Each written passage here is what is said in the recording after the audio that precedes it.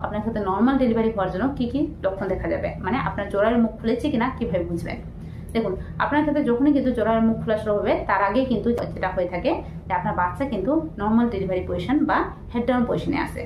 সেক্ষেত্রে বাচ্চা head down পজিশনে এসেছে কিনা কি করে বুঝবেন, এই রিলেটেড ভিডিও আমার চ্যানেলে শেয়ার করা রয়েছে, অবশ্যই দেখে নিতে পারেন। তাছাড়াও আই বাটনের লিঙ্ক শেয়ার করে দেবো, দেখে নিতে পারেন। এবারে বলি, সাধারণত যখনই কিন্তু আপনার বাচ্চা ডেলিভারি পজিশনে চলে আসে, মানে হেড ডাউন পজিশনে চলে আসে, তখনই কিন্তু বাচ্চা কিন্তু আস্তে আস্তে নিচের দিকে প্রেশার দেয় বাইরে বেরোনোর জন্য। বাচ্চা যখনই বাইরের দিকে বেরোনোর জন্য প্রেশার দেয়, বাচ্চাদের মুখের দিকে এক ধরনের মিউকাস প্লাগ থাকে, যেটি কিন্তু পুরো প্রেগনেন্সিতে বাচ্চাদের মুখটিকে ঢেকে রেখেছে বোতলের ছিপির মতো। মানে একটি বোতলের ছিপি যেভাবে ভিতরে জলকে আটকে রাখে, ঠিক সেই রকম কিন্তু এই মিউকাস প্লাগটিও কিন্তু একই রকম ভাবে ঢেকে রাখতো। কিন্তু এই সময় বাচ্চা যেহেতু রীতিমতো প্রেশার দিচ্ছে, তার জন্য কিন্তু এই মিউকাস প্লাগটি কিন্তু আস্তে আস্তে বেরোতে চাইবে।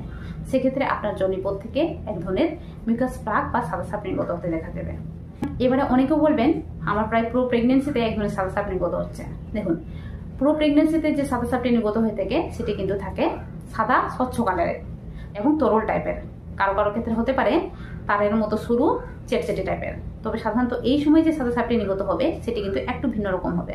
মানে এটি থাকবে গাঢ় থকথকে, নাক থেকে যেভাবে সর্দি হলে কাফ বের হয়ে থাকে গাঢ় থকথকে, ঠিক সেই রকম। এবং এটির কালার থাকবে হালকা ব্রাউনিশ টাইপের বা হালকা গোলাপি টাইপের। এই ধরনের সাদা সাপ দেখতে পেলেই আপনি বুঝতে পারবেন এবারে কিন্তু